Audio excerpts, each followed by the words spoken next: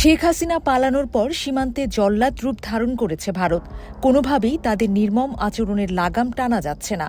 বাংলাদেশ বহুবার কড়া জবাব দিলেও চোরে শুনছে না ধর্মের কাহিনী। প্রতি জবাবের পর উল্টো তারা আরও বাড়িয়েছে নৃশংসতা। ভারত ও মিয়ানমার সীমান্তে বাংলাদেশি নাগরিকদের উপর সহিংসতা এবং হত্যার ঘটনা বছরের পর বছর ধরে চরম মানবিক সংকটের সৃষ্টি করেছে।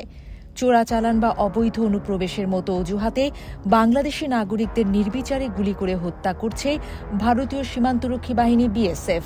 এই লাশের মিছিল স্পষ্ট করে যে সীমান্ত ব্যবস্থাপনায় মানবিকতার বদলে প্রাণঘাতী অস্ত্রের ব্যবহার বাড়িয়েছে প্রতিবেশী দুই দেশ ভারত।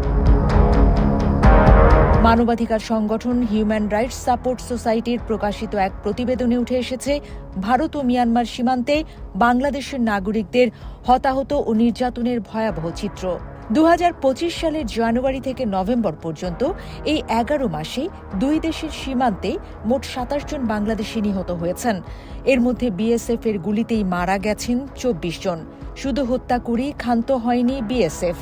কমপক্ষে 3,399 জনকে অবৈধভাবে বাংলাদেশে পুশিন করেছে তারা।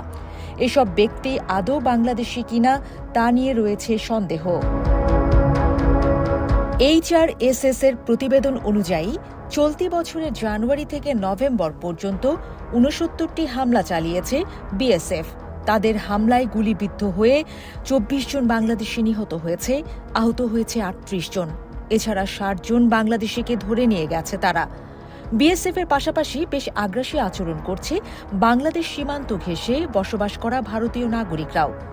এই বছর সিলেট সীমান্তে ভারতীয় খাসিয়াদের গুলিতে শাহেদ আহমেদ ও জামাল উদ্দিন নামের দুই বাংলাদেশি তরুণের নিহত হওয়ার ঘটনা ব্যাপক সমালোচনার জন্ম দেয়।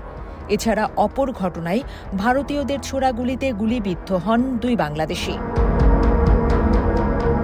শুধু তাই নয়, মৌলভীবাজারের কুলাউড়া সীমান্তে এক বাংলাদেশি যুবককে এলোপাতাড়ি কুপিয়ে হত্যার মতো ঘটনা ঘটিয়েছে ভারতীয় নাগরিকরা। চুয়াডাঙ্গার দামুড়হুদা উপজেলার দর্শনা সীমান্ত থেকে নাজিম উদ্দিন নামে এক যুবকের এবং কুমিল্লা সীমান্তে গোমতী নদীর পাড় থেকে কাজী সবির নামের এক যুবকের লাশ উদ্ধার করা হয়। এছাড়া দেশের বিভিন্ন সীমান্তবর্তী এলাকা দিয়ে কমপক্ষে 3,399 জনকে বাংলাদেশে পুশিন করেছে বিএসএফ। পাশাপাশি গত নভেম্বর মাসে ভারতীয় জলসীমার কাছে বঙ্গোপসাগর থেকে 108 জেলেকে ধরে নিয়ে গেছে ভারতীয় কোস্টগার্ড। অন্যদিকে ভারত সীমান্তের মতোই মিয়ানমার সীমান্তের অবস্থাও বেশ নাজুক।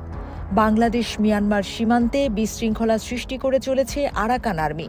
সশস্ত্র বিদ্রোহী গোষ্ঠী আরাকান আর্মির পুঁতে রাখা স্থল মাইন বিস্ফোরণে এক আনসার সদস্যসহ 12 জন বাংলাদেশি আহত হয়েছে, নিহত হয়েছেন একজন। নাফ নদী ও বঙ্গোপসাগরের জলসীমা থেকে প্রতিনিয়ত বাংলাদেশি জেলেদের ধরে নিয়ে যাচ্ছে আরাকান আর্মি। গত 11 মাসে 19টির ট্রলার সহ 163 জন জেলেকে ধরে নিয়েও যায় তারা। প্রতিবেশী ভারতের হামলায় বাংলাদেশি নাগরিকের প্রাণ হারানোর ঘটনায় বাংলাদেশের অভ্যন্তরে ক্ষোভ জমেছে।